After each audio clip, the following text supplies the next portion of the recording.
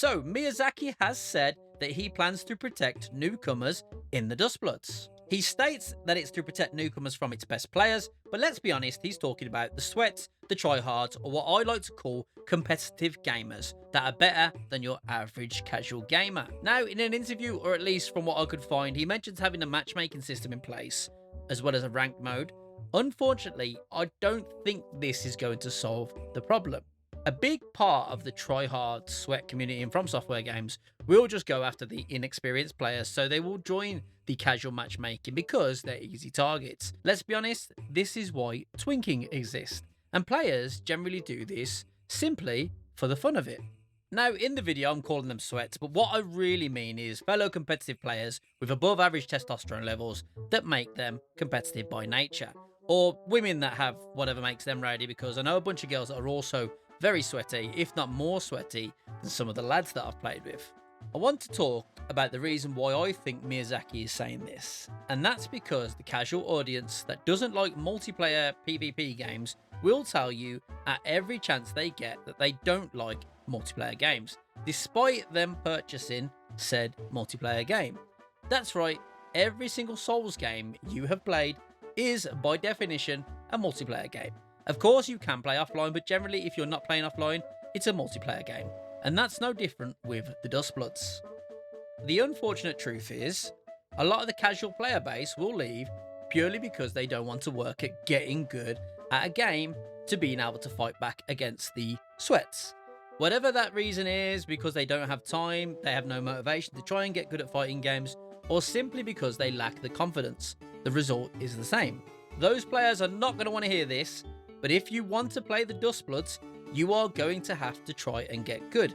You are going to have to embark on a sort of PvP training journey because the game will force PvP on you. And what's the point in playing 20 minutes getting 150 plus virtue only to get absolutely bodied by some basement dweller who is only out for your blood? My advice, start now.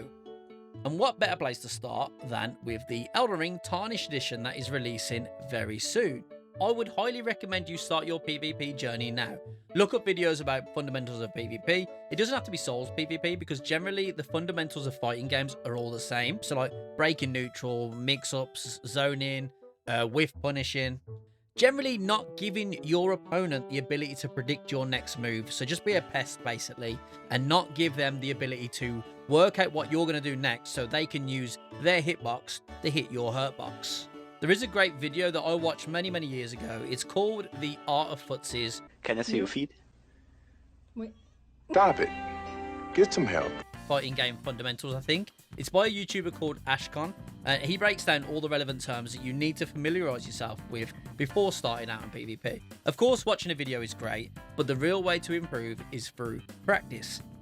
If you wanted to get into PvP to prepare for the Duskbloods, although the Duskbloods PvP is generally a lot different to your average normal Souls PvP, here is what I would start doing. So, load up Elden Ring, go to the Colosseum, and just practice those fundamentals you've just learned from watching that video.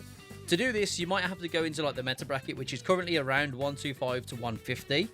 Or if you want an easier time despite the spam, you'll have to go into like the max level bracket, which is like 300 plus.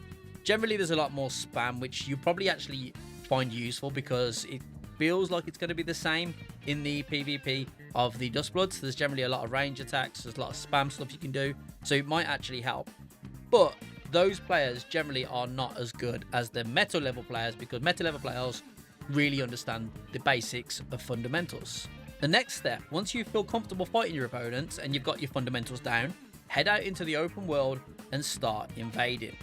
You can do this by using a bloody finger or a recusant finger, and if you don't know what these are, just look up on guides how to get them. Like the game's 4-5 years old, there'll be guides on how to easily get them, and you can get one of them quite early on in the game. Now for invading, I would recommend being somewhere around level 60 to 90. You'll get a far more unique experience of the actual game and invading, and also the average player that you're going to meet is not going to be a quote-unquote sweat who's ready for PvP, so it'll feel a little bit more like the kind of players you're going to be meeting in the Duskbloods. Or again, you could go straight into the meta bracket. Of course, you will find it a lot more difficult because there's more serious players there, but you will learn a lot more, a lot quicker. The final option, and this is probably a little bit more fun to do, is find a friend. Go somewhere that looks like it would be a decent place to have a fight, you know, a kind of arena. Everyone used to use Main Academy Gate when the first game released. There are plenty of other dueling spots that competitive players use, but Main Academy Gate will be perfect for what you need.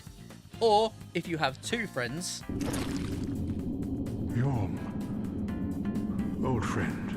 then call in one buddy as a third finger, call your other friend in as a duelist, and essentially just practice being ganked, take it in turns, because this is generally what's going to happen in the Duskbloods. It's always going to be like a 2v1 or a 3v1, so just practice being able to survive, because you're not going to be able to take on 3 players at once, so the art is surviving, picking your moments to fight back.